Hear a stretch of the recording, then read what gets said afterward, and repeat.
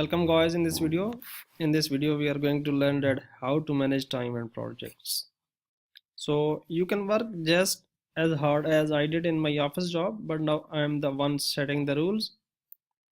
I registered as self-employed and I have not missed my life at all. I'm not particularly organized, so I have a feeling I waste a fair bit of time, but my routine is checking my notifications when I wake up, then deciding how my day will go. A lot of my gigs need good delight, so I prioritize those gigs and try to do them first. If the sunshine is too bright, then I will delay them till after lunch. If I have ordered for videos, those can be done at any time under artificial lights. So I aim to do those in the afternoon or evening, or fit them around any other gigs I have.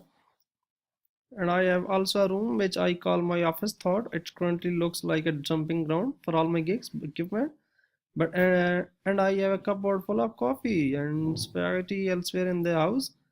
I do my videos at my desk in there and take my photos for my coffee and spaghetti corkboard, stone, etc. Gigs in our conservatory, which has the best natural light. I upload the photos and do any editing at my laptop, which is the lounge, and I will often have the TV or radio on in the background. If I have only a few orders or a long lead time or just feel like a breath of fresh air, I will leave the gigs and go out or do some shopping. It's nice to know I can take time off I wish. If I know I'm going to be away from home or have an event on the horizon, which means I won't be able to work, then I will happily suspend the gigs or maybe slowly suspend a few and add to that. Most lead times are long enough for me to go away and get back to do them without going late, but I would find it stressful to come back to long quiz. I know everyone is different, but I prefer to feel in charge and not stress or to feel the need to reply to messages. You need to make time for yourself away from Fiverr, the same as you would book holidays in a normal job. I have learned that you can't please everyone, but you need to be doing someone you enjoy if you're going to make it work. Once it becomes a core, then it's time to have a rethink. So you can work from a home office most time. You can also have a table on which you can do some work. So the question I often asked by some people, how do you can manage your time? So I answered them, yeah, you can have a full-time job, so managing your time is very important, especially as an artist.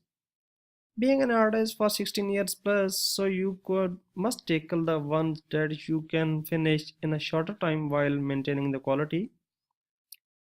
And another thing that you can manage, there's an app for that. When it comes to Fiverr, you can let the emails come to your phone, so you can evaluate the relative urgency.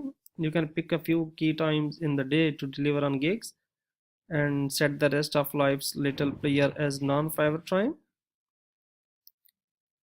The second question is that what challenges you can face. So the answer for this is the challenges you can face are client ordering your gigs before messaging you, so you can work out the details beforehand. I guess it's the nature of the system, so you find ways to deal with it.